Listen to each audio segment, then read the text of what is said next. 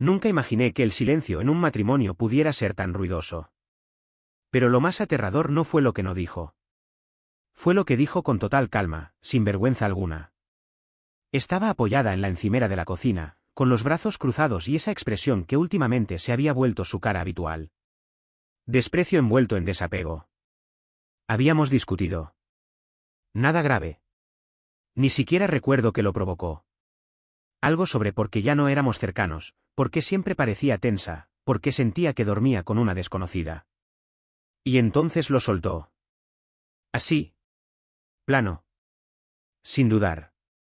Creo que es justo, que si quieres eso otra vez, te va a costar. Me quedé en blanco. ¿Perdona? La miré demasiado tiempo, esperando que sonriera, que dijera que era una broma. Algo, lo que fuera. Pero no. No era un juego. No titubeó. No se retractó. He dado más de lo que he recibido en este matrimonio, continuó con voz neutra. Me diste por sentado.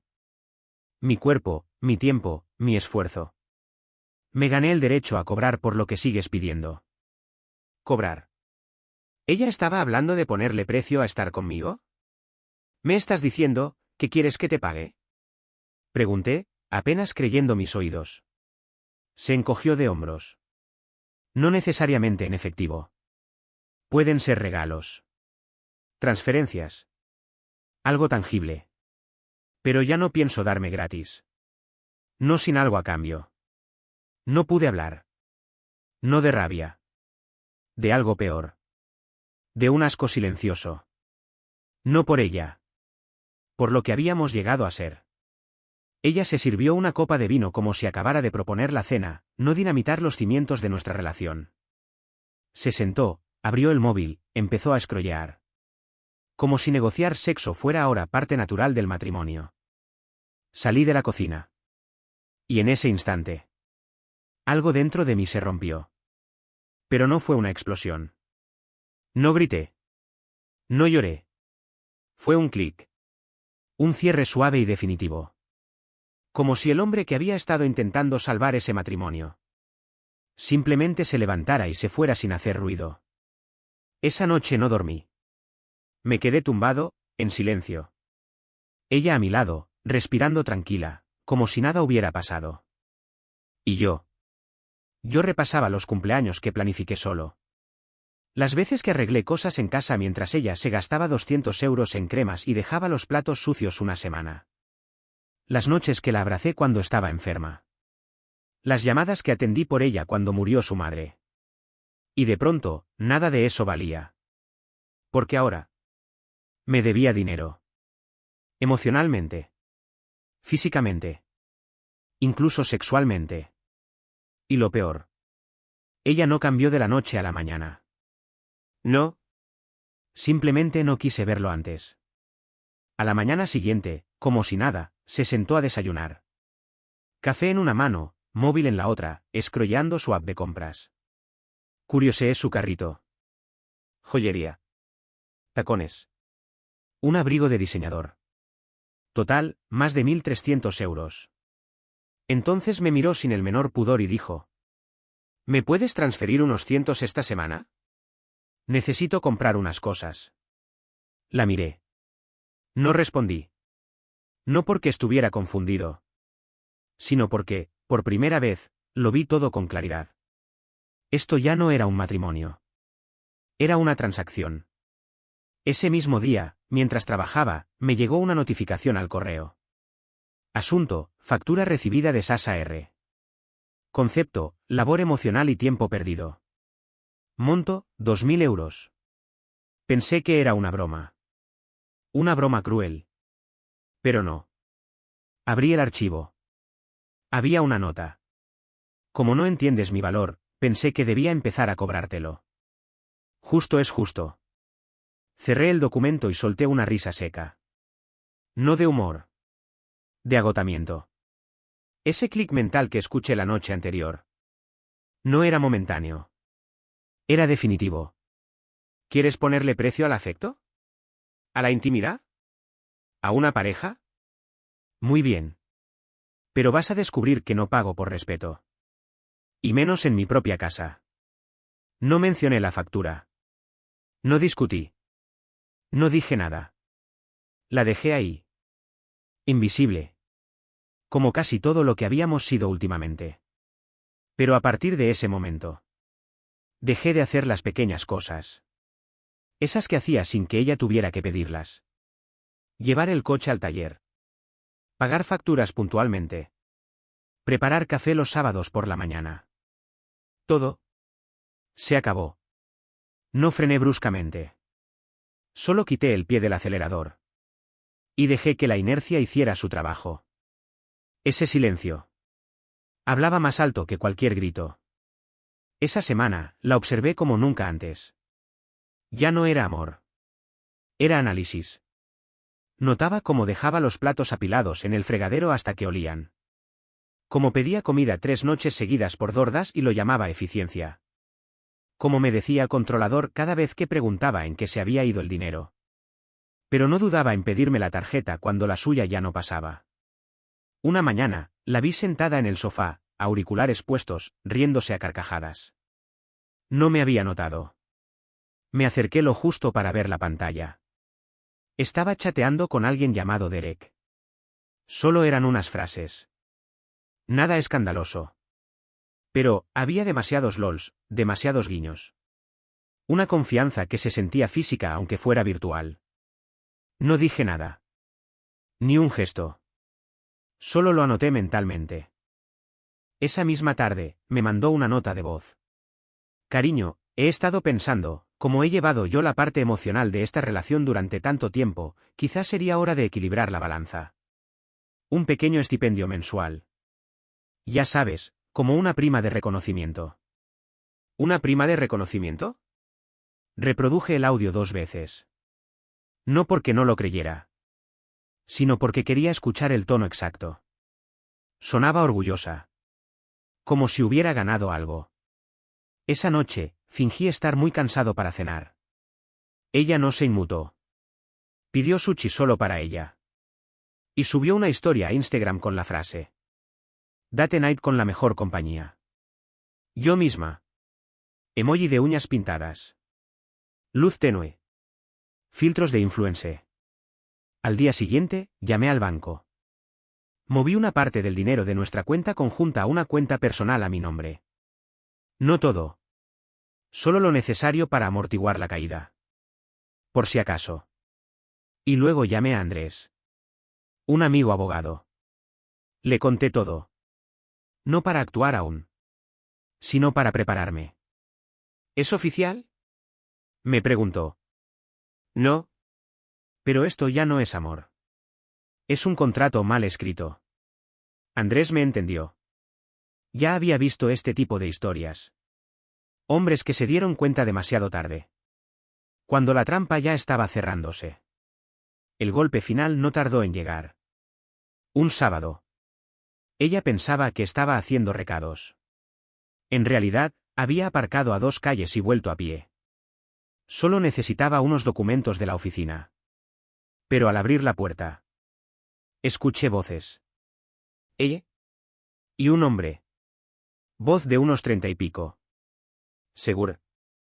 ¿De verdad crees que él sospecha algo? Rió el tipo. Y ella respondió con esa risa. La misma del mensaje de voz. Sospecha todo. Pero no hará nada. Esa es la belleza del asunto. Me quedé quieto en la escalera. El corazón extrañamente tranquilo.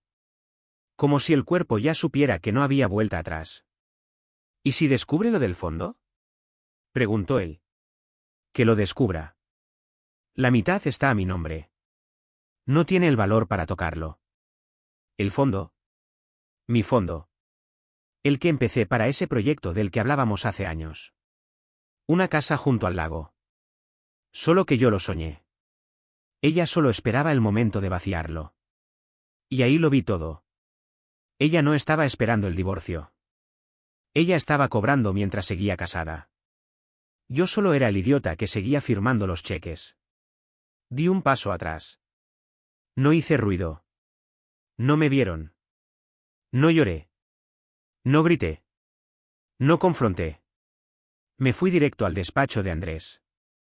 Ya no era una consulta. Era una decisión. No iba a huir. Iba a protegerme.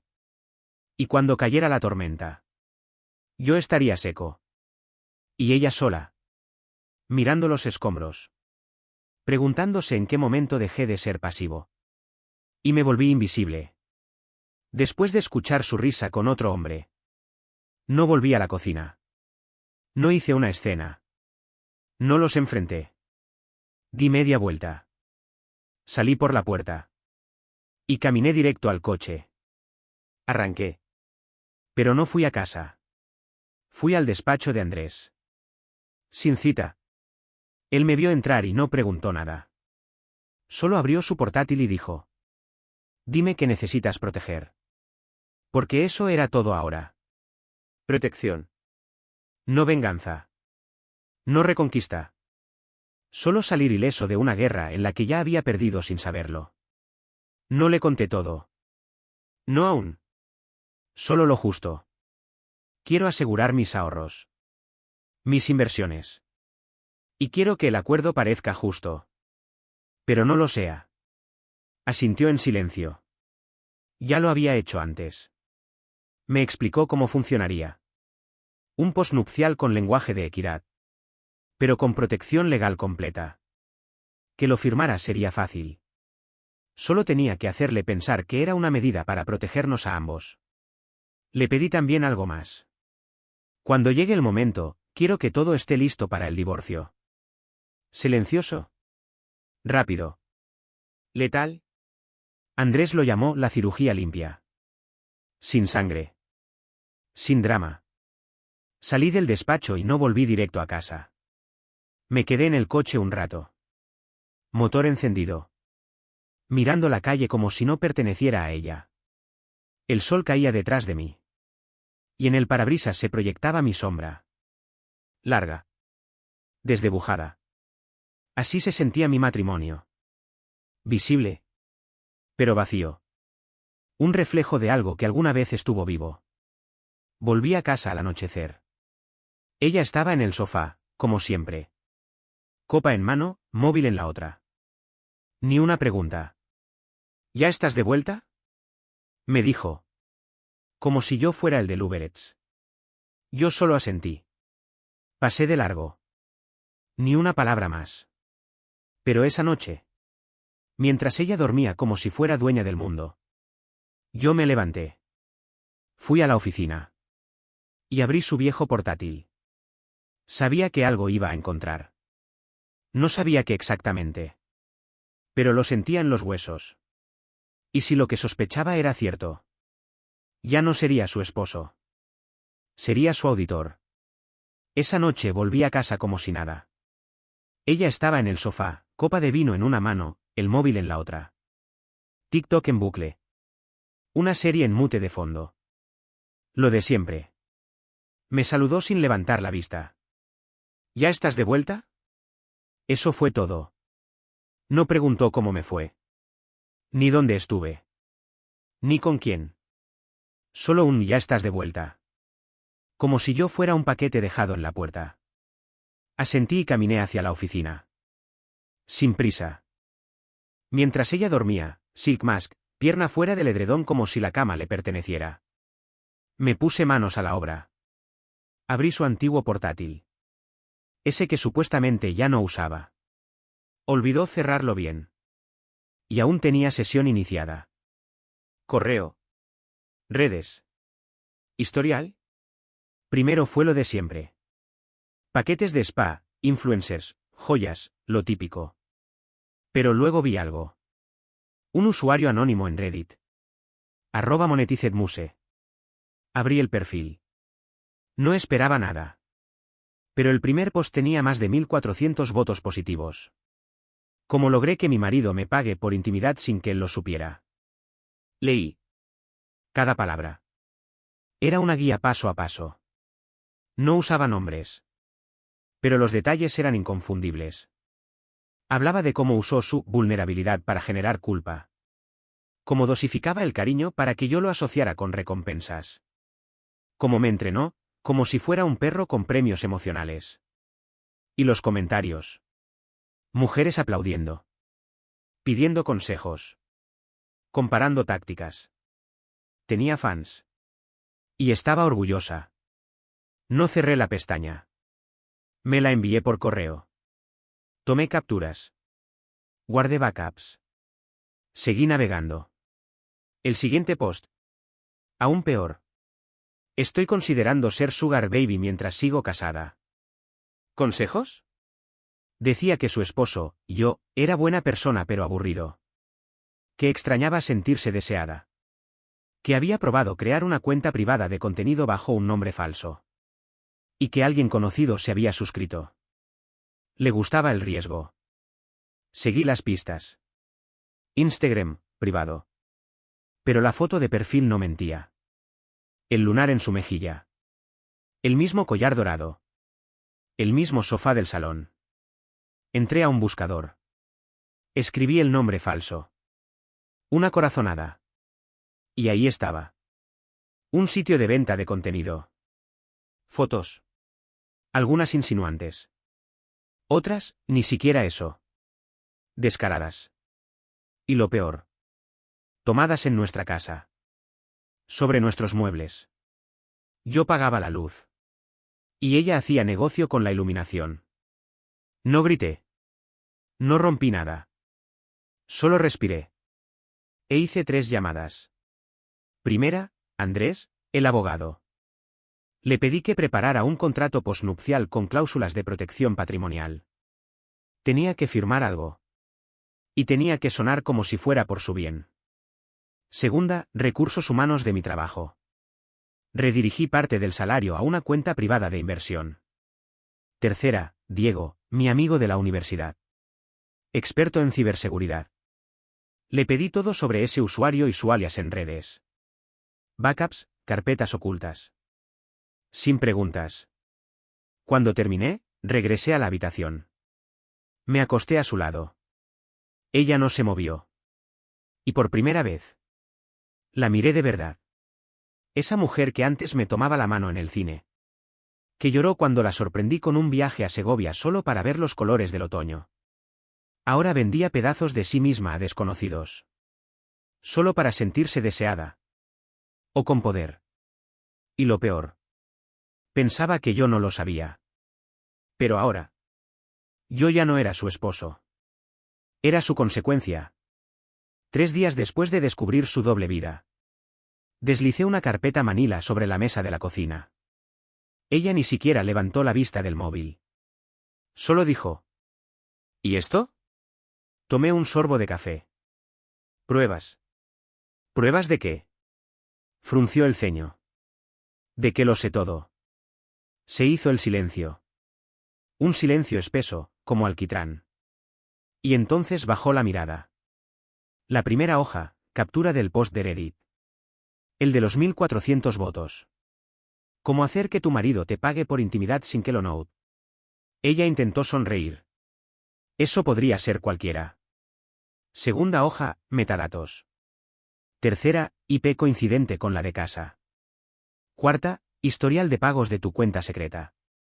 Y la última, una foto que tomaste en nuestro baño. La alfombra rosa que te regaló tu hermana. Reflejo con timestamp en el espejo. Su rostro perdió el color. Quiso alcanzar la carpeta. Puse la mano encima. No hace falta que lo mires. Yo ya lo leí todo. Y lo recordé. No gritaba. No temblaba. Estaba tan tranquilo. Que eso la asustó más que si le hubiera arrojado el portátil por la ventana. Tú revisaste mí. No. Tú lo publicaste. Yo solo cobré la factura. Dejé caer un sobre pequeño junto a la carpeta. ¿Qué es esto? Preguntó, con voz quebrada. Una copia de cortesía del postnup que firmaste. Y los comprobantes de los retiros que hice de nuestras cuentas conjuntas. Me levanté. Ella seguía en shock. ¿A dónde vas? A donde no hay tarifas por afecto. Esa fue mi despedida. No grité. No dije te odio. Ni siquiera cerré la puerta fuerte. Subí. Tomé la maleta que ya estaba lista desde hacía días. Y la cargué en el coche. Ella me siguió hasta el recibidor. ¿Pero te vas? ¿Así, sin más? La miré a los ojos. Por última vez. Me cobraste por amor. Yo solo estoy cerrando la pestaña. Y me fui. No por una noche. No por claridad. Por fin. Me fui sin mirar atrás. No por falta de sentimientos. Sino porque ya no tenía nada que demostrar. Pasé la primera semana en casa de un amigo. Mientras Andrés cerraba todo. El postnup ya estaba firmado. Las pruebas documentadas. Todo legal. Todo limpio. Ella nunca contestó nada oficialmente. No después de la carpeta. No después de darse cuenta que yo no estaba fingiendo. El último mensaje que me mandó decía: ¿podemos al menos hablar? Nunca lo respondí. No porque guardara rencor. Sino porque ya no necesitaba nada de ella. Ni explicaciones. Ni lágrimas. Ni un perdón. La casa la dejó 2 semanas después de que el divorcio se hizo oficial. Yo la vendí 3 meses más tarde. Con ese dinero compré un lugar modesto fuera de la ciudad. Más pequeño. Más silencioso. Perfecto. Ahora, cuando sirvo un café, no hay condiciones invisibles flotando en el aire. Cuando doy un gesto amable, no hay etiquetas de precio colgadas al cuello. Solo silencio. Pero esta vez. Un silencio sano. A veces pienso en ella. No con odio. Ni siquiera con tristeza. Solo con claridad. Ella convirtió la intimidad en una lista de precios. Pensó que el amor se podía rentar con intereses. Se olvidó de algo básico. Cuando tratas a tu pareja como a un cliente. El cliente, eventualmente, se va. Y yo lo hice. Y no volví. Pero a veces me imagino otro escenario. El que nunca ocurrió. La noche que firmó el postnup. Podría haber roto el papel en pedazos. Podría haberle dicho que sabía todo. Y suplicarle que cambiara. Podríamos haber ido a terapia. Reparar. Empezar desde cero. Pero ya no era posible. Porque incluso si volvíamos. Cada gesto, cada beso. Habría tenido un asterisco.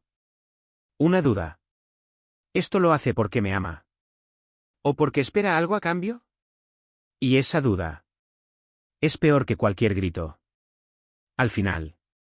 Me fui sin decirle más. No por debilidad. Sino por dignidad. Ella pensó que el amor tenía precio. Yo le mostré que también tenía límite.